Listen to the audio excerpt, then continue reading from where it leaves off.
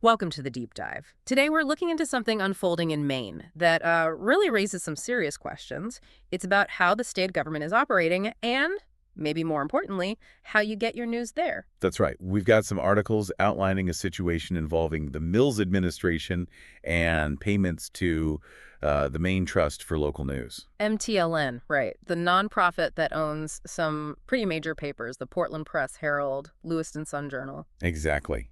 Those ones. Okay, so let's get straight to it. What are we talking about here? Money changing hands. We are, specifically, about $120,000 paid by the Mills administration to this news organization owner. Okay, $120,000. So what was that actually for? Not just buying newspapers, I assume. No, not at all. According to the documents we've seen, this money was specifically for the publication of, well, state-sponsored articles. State-sponsored articles. You mean like articles the state wanted published? Essentially, yes. The idea was these articles would praise the administration's handling of federal education dollars. Paying for positive press about yourself. That's interesting. The stated goal, officially, was to build goodwill. Goodwill towards the state's public school system and the Department of Education, or DOE, particularly around how they used federal funds. Goodwill. Okay. And how exactly did this goodwill campaign take shape? Was there a formal deal? There was. A specific contract was awarded on September 20th for $117,300. Just under the 120K mark. Right. And importantly, it was a no-bid contract. No bid, meaning they didn't shop around, just handed it to the Maine Trust for Local News. That's what it means. No competitive process to see if anyone else could do this marketing campaign, potentially for less money. Your tax office. For over $100,000, no competition. So what did that money actually buy? 6 articles, was it? The contract specified a marketing campaign involving 6 articles. These were meant to portray the Maine DOE positively. Okay, 6 positive articles. But who actually, wrote them? Was it the government department itself, the DOE? Or was it journalists at the papers? That's a really crucial question, and it seems the details are a bit murky. It's not explicitly clear from what we've seen. Because that makes a huge difference, doesn't it? If the DOE wrote them, it's basically just paid advertising dressed up as news. Exactly. And if the newspaper staff wrote them under this arrangement, well, that raises serious questions about independence, about journalistic ethics. Yeah, absolutely. So the focus of these articles was the DOE's use of federal emergency relief funding, money meant for pandemic recovery. Precisely. That was the specified topic. The stated aims were pretty broad, things like promote the best learning opportunities for all Maine students. And inspire trust in our schools. Right. The administration apparently believed that using the Maine Trust for Local News, with its perceived authority and reach, was the best way to communicate with the DOE's constituents. Constituents? You mean the public? The taxpayers funding this? Presumably, yes. And the message they wanted to send. That Maine is a great place to teach and learn, sharing success stories. That was the language used, yes. Highlighting positive stories related to how that federal emergency funding was used. It sounds very much like a PR campaign.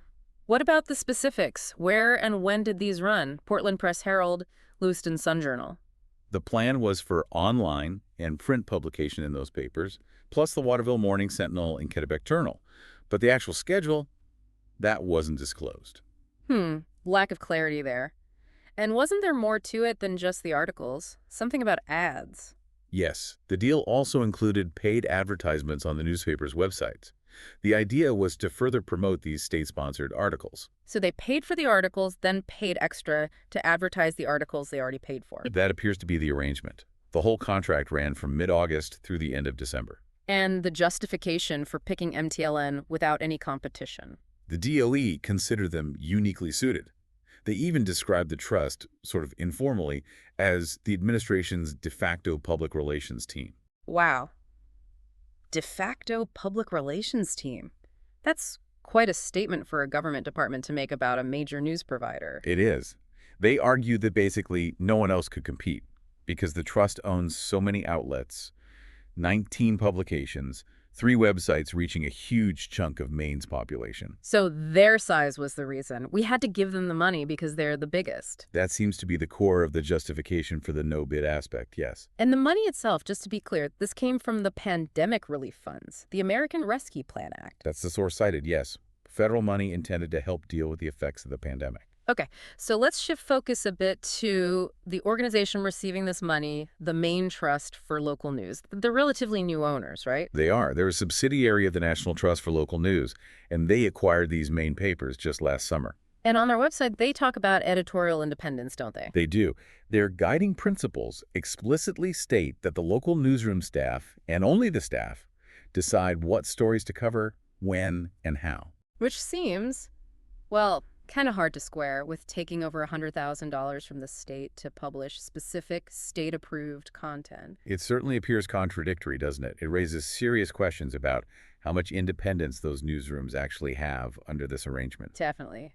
And there was also something about the funding of the parent organization, the National Trust. Transparency issues there, too. Yeah, at the time they bought the Maine papers, the National Trust said they would disclose their funders.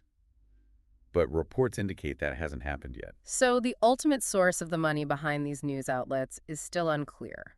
Largely, yes. There have been reports suggesting links to funders like George Soros and Hans-Jörg Wess, both known for supporting progressive causes. Okay, so potential political leanings in the background funding, which haven't been officially confirmed or disclosed by the trust itself. Correct. And Wess has also reportedly funded a progressive blog in Maine, the Maine Morning Star. So there are these sort of background connections being discussed. Right. So we have the state paying the news owner for positive coverage using pandemic funds, while the news owner has transparency issues and apparent conflicts with its own stated principles. It's a lot to unpack. It is. And it's happening against a specific backdrop in Maine education itself. Yeah, let's talk about that, because these articles were meant to build goodwill about education. What's the actual picture there? We know they got a lot of federal money. A huge amount. Over $1 billion in federal emergency relief funding since March 2020. And almost $575 million of that was specifically allocated to address pandemic impacts and strengthen schools, things like mental health, academic support. Okay, over $500 million targeted at fixing things, so you'd expect to see some positive results, right? You might think so. Hmm. But we also looked at a report from the Maine Policy Institute that paints a different picture. What did that report find? It highlighted what it called a steep decline in Maine's academic performance. Apparently, Maine used to be like top of the charts in the 90s on national tests, math, reading. First or second, yeah. I remember reading that. But by 2022, according to this report, the state's average ranking had plummeted to around 36th nationwide. Wow, from first or second down to 36. That's a massive drop. Is it a funding issue? Are they spending less? Actually, no. The report points out that per-pupil spending, adjusted for inflation, went up by 20% between 2006 and 2022. So spending is up significantly, but results are down significantly. That doesn't add up. It doesn't seem to. The report suggests maybe some top-down, centralized bureaucratic policies might be part of the problem, increasing administrative burdens on teachers. Taking time away from teaching? That's the implication. And it might be reflected in how teachers feel.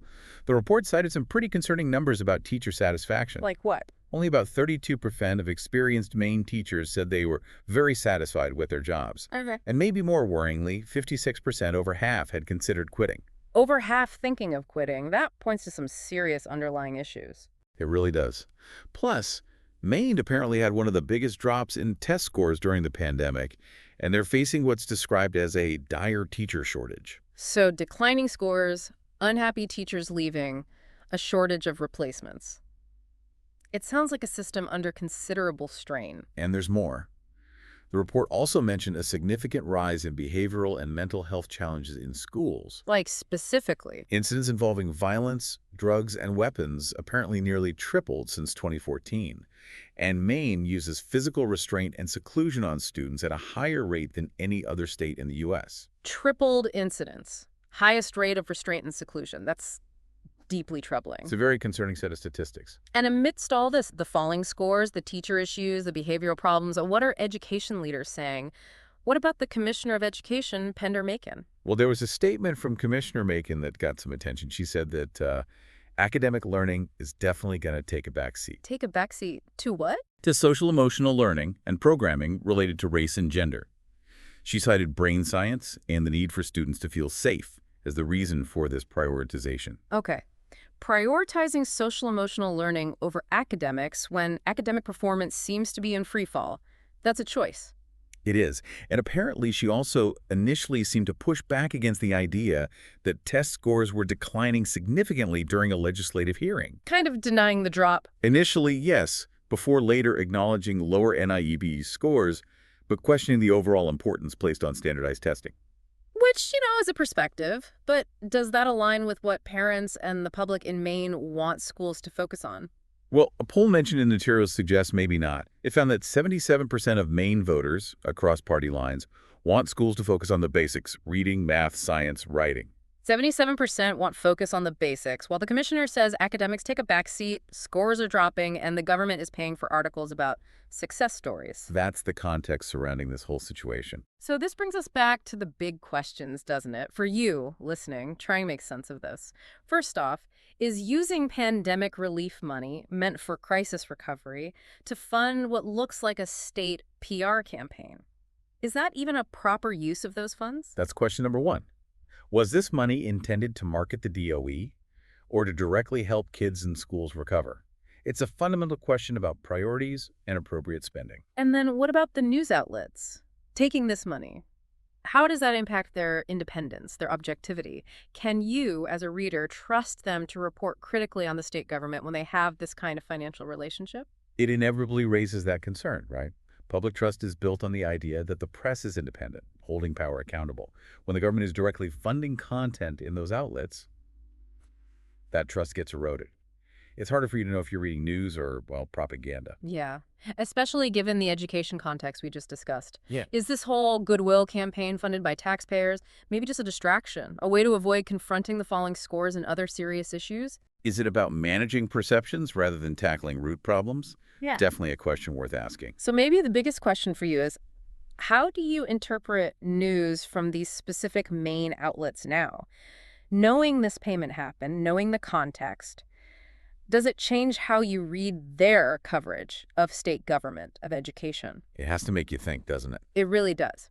So you can see the situation in Maine. It's complex. It touches on government transparency, press independence, public trust, the state of education, all intersecting. Using federal relief funds for this kind of positive messaging campaign, especially when there are these documented challenges in the education system, it gives you a lot to consider. Yeah, it really underscores how important it is to be critical consumers of information, to think about why you're reading what you're reading and who might be shaping the narrative. Absolutely. We hope this deep dive gave you a clear picture of the details and maybe some frameworks for thinking about it as you encounter news from Maine. That fundamental question remains. What happens when the line between journalism and government public relations gets blurred, especially when your tax dollars are paying to blur it? That's something worth keeping in mind.